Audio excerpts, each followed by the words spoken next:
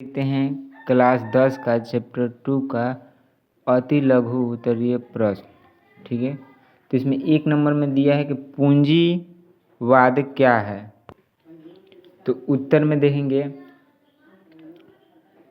पूंजीवाद व्यवस्था एक ऐसी अर्थव्यवस्था है जिसमें उत्पादन का साधनों का स्वामित्व निजी व्यक्ति के हाथों में होता है तथा इसका उपयोग निजी लाभ के लिए किया जाता है, उसे पूंजीवादी कहते हैं। ठीक है, अब देखेंगे क्वेश्चन नंबर 2। तो क्वेश्चन नंबर 2 में दिया है कि खूनी रविवार क्या है। तो आंसर में देखेंगे 9 जनवरी 1905 के दिन रूस के इतिहास में घटने वाली घटना को खूनी रविवार कहते हैं। इस दिन सभी किसान मजदूर एवं औरतें बच्चे ने रोटी दो के नारे के साथ सड़कों पर प्रदर्शन करते हुए सेंट पीटर्सबर्ग स्थित महल की ओर जा रहा था। जार के आदेश पर सेना ने इन निहत्थे लोगों पर गोलियां बरसाई, जिसमें हजारों लोग मारे गए, अनेक लोग घायल हुए। जिस दिन यह घटना हुआ था उस दिन रविवार था, इसलिए इसे खूनी रविवार के नाम से जाना जाता है। अब देखें क्वेश्चन नंबर 3।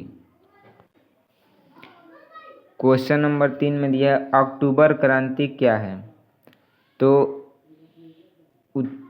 आंसर में देखेंगे 7 नवंबर 1917 ईस्वी में बोल्शेविकों ने पेट्रोग्राद के रेलवे स्टेशन, बैंक, डाकघर, टेलीफोन, कचहरी तथा अन्य सरकारी भवनों पर अधिकार कर लिया। केरेंस्की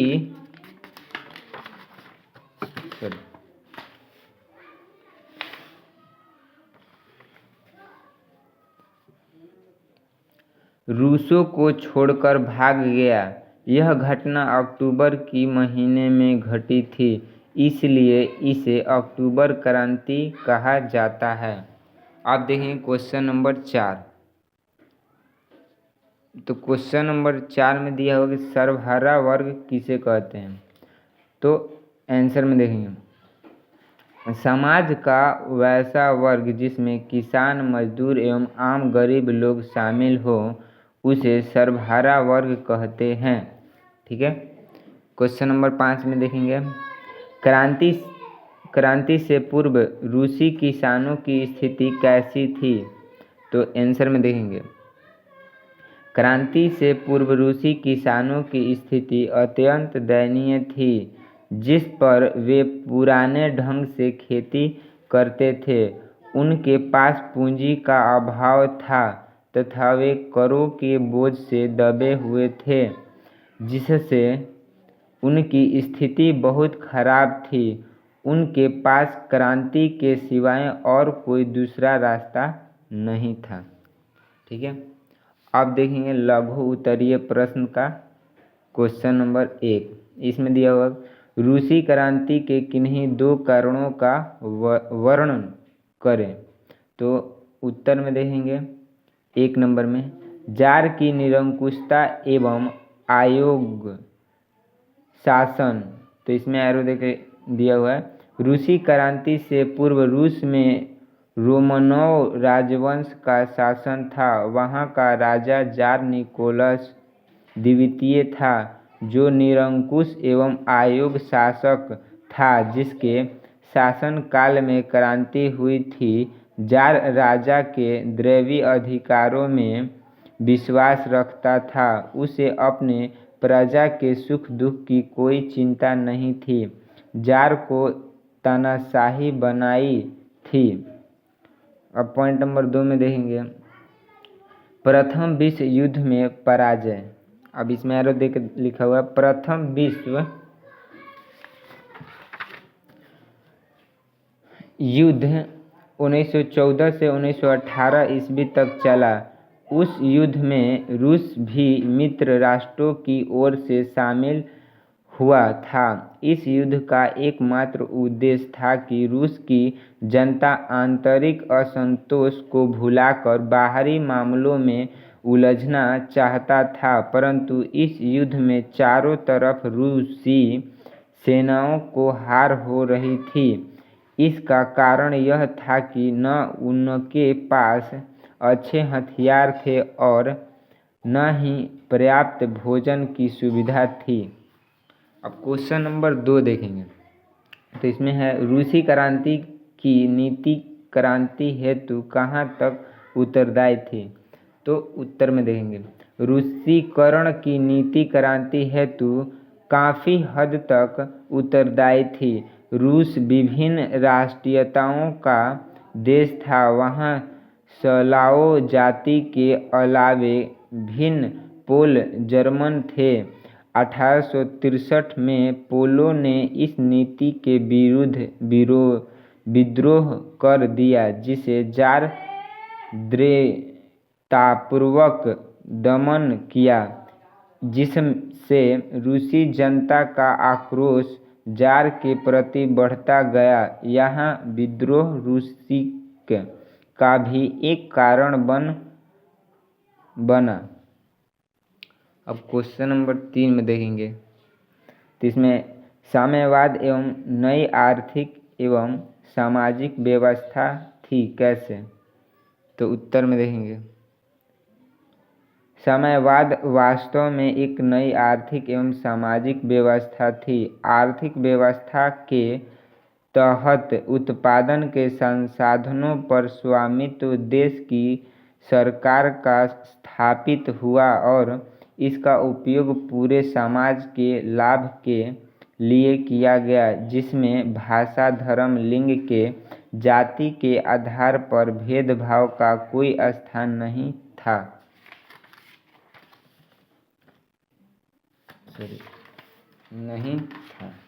आगे देखेंगे, क्वेश्चन नंबर 4 देखेंगे, तो इसमें नई आर्थिक नीति मार्क्सवादी सिद्धांतों के साथ समझौता था कैसे। तो उत्तर में देखेंगे, सन 1921 ईस्वी में लेनिन के द्वारा अपनाई गई नई आर्थिक नीति मार्क्सवादी सिद्धांतों के साथ समझौता था। इस नीति द्वारा लेनिन ने रूस में पूरी तरह समाजवादी व्यवस्था को लागू नहीं किया, बल्कि पूंजीवादी मूल्यों को भी महत्व दिया गया। इस प्रकार हम कह सकते हैं कि नई आर्थिक नीति मार्क्सवादी सिद्धांतों के साथ समझौता था। अब क्वेश्चन नंबर 5 देखेंगे, इसमें दिया हुआ है, प्रथम विश्व युद्ध में रूस की पराजय क्रांति हेतु मार्ग प्रशस्त किया कैसे। तो उत्तर में देखेंगे, प्रथम विश्व युद्ध में रूस की पराजय क्रांति हेतु मार्ग और भी प्रशस्त है। प्रथम विश्व युद्ध 1914 से 1918 तक चला। इस युद्ध में रूस भी मित्र राष्ट्रों की ओर से शामिल हुआ था। इस युद्ध होने का एकमात्र उद्देश्य था कि रूसी जनता अंदर की असंतोष को भुलाकर बाहरी मामलों में उलझना चाहते थे। लेकिन इस युद्ध में रूसी सैनिकों को चारों तरफ हार हो रही थी, जिसके कारण रूस की जनता को राजा के प्रति आक्रोश बढ़ गया और राजा की स्थिति और भी गिर गई। अब देखेंगे दीर्घ उत्तरीय प्रश्न में क्वेश्चन नंबर 1 का, तो इसमें है रूसी क्रांति के कारणों की विवेचना करें। तो उत्तर में देखेंगे, रूसी क्रांति के निम्नलिखित कारण है। पहला में दिया जार की निरंकुशता एवं आयोग शासन। उसमें है एरो देके, रूसी क्रांति के पूर्ण रूस में रोमनवंश राजवंश का शासन जार निकोलस द्वितीय था, जो निरंकुशता एवं आयोग शासन था, जिसके शासन काल में क्रांति हुई थी। राजा के दैवी अधिकारों में विश्वास रखता था, उसे अपने प्रजा के प्रति सुख दुख की कोई चिंता नहीं थी। अब देखें पॉइंट नंबर 2, कृषकों की दयनीय स्थिति। इसमें आगे देखें, रूसी क्रांति के पूर्व किसानों की स्थिति अत्यंत दयनीय थी। उनके पास खेत की छोटे छोटे टुकड़े थे, उनके पास पूंजी का अभाव था तथा वे करों के बोझ से दबे हुए थे। किसानों के पास क्रांति के सिवा और कोई रास्ता नहीं था। पॉइंट नंबर 3 में देखेंगे, मजदूरों की दयनीय स्थिति। इसमें एरो देखे हैं, रूस में मजदूरों की स्थिति अत्यंत दयनीय थी। उन्हें काम अधिक करना पड़ता था, उनके बदले में मजदूरी काफ़ी कम मिलती थी। उनके पास कोई राजनीतिक अधिकार नहीं था। अब देखें क्वेश्चन नंबर 2, तो इसमें नई आर्थिक नीति क्या है? तो इसमें उत्तर देकर के है, रूस में आर्थिक नीति में सुधार लाने के लिए सन 1921 में लेनिन के द्वारा अपनाई गई नई नीति को नई आर्थिक नीति कहते हैं। इसकी प्रमुख बातें इस प्रकार हैं। पॉइंट नंबर 1, किसान के अनाज लेने के स्थान पर एक निश्चित कर लगाकर तथा बचा हुआ अनाज किसानों को दे दिया गया, वह मन चाहा उपयोग कर सकते हैं। अगला देखेंगे पॉइंट नंबर अगला, सैद्धांतिक रूप से जमीन राज्य की है, फिर भी जमीन पर किसानों को अधिकार है। पॉइंट नंबर 3, 20 से कम कर्मचारियों वाली उपयोगों को व्यक्तिगत रूप से चलाने का अधिकार दे दिया। पॉइंट नंबर 4, उद्योगों को विकेंद्रीकरण कर दिया गया। पॉइंट नंबर 5, विदेशी पूंजी भी समिति तौर पर यांत्रित की गई। पॉइंट नंबर 6, विभिन्न स्तरों पर बैंक खोले गए। अब देखें क्वेश्चन नंबर 3, रूसी क्रांति के प्रभावों की विवेचना करें। तो उत्तर में देखेंगे, रूसी क्रांति के प्रभाव इस प्रकार हैं। पॉइंट नंबर 1 में, रूस में वर्षों से चली आ रही रोमन राजवंश का अंत हो गया। पॉइंट नंबर 2, इस क्रांति के बाद विश्व विचारधारा के स्तर पर 2 भागों में बट गया।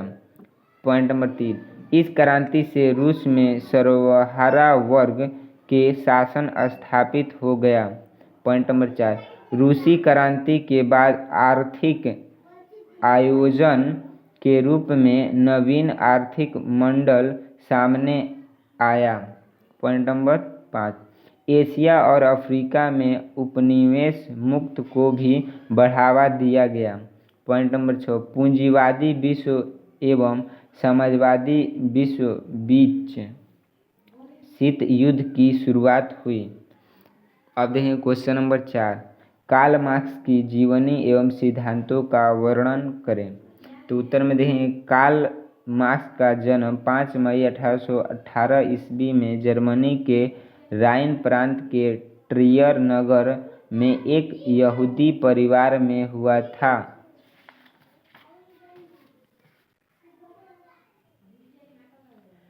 इनके पिता का नाम हेनरी मार्क्स था, जो पेशे से एक प्रसिद्ध वकील थे। कार्ल मार्क्स बर्न विश्वविद्यालय एवं बर्लिन विश्वविद्यालय में अपना शिक्षा ग्रहण की। मार्क्स ने हेगल के विचारों से प्रभावित था। 1843 ईस्वी में उसने बचपन की मित्र जेनी से विवाह किया। मार्क्स राजनीतिक एवं सामाजिक इतिहास पर मार्क्सवादी तथा रूसी के विचारों का गहन अध्ययन किया। कार्ल मार्क्स की मुलाकात 1844 ईस्वी में पेरिस में फ्रेडरिक एंगल्स से हुई। जिससे जीवन का उसकी गहरी दोस्ती बन गई।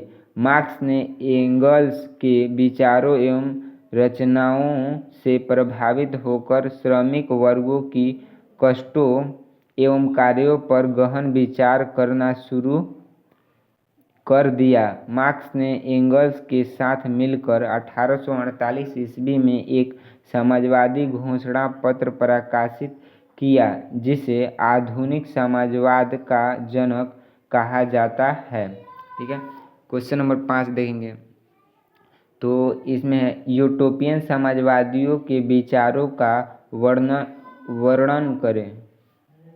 तो उत्तर में देखेंगे यूटोपियन समाजवादियों में 4 प्रमुख समाजवादी चिंतक थे। उनके विचार इस प्रकार हैं। तो अब पॉइंट नंबर 1 में देंगे सेठ साइमन। तो इसमें एरो देकर लिखा हुआ है सेठ साइमन एक समाजवाद चिंतक थे। उन्होंने समाजवादी विचारधारा के विकास में महत्वपूर्ण भूमिका निभाई।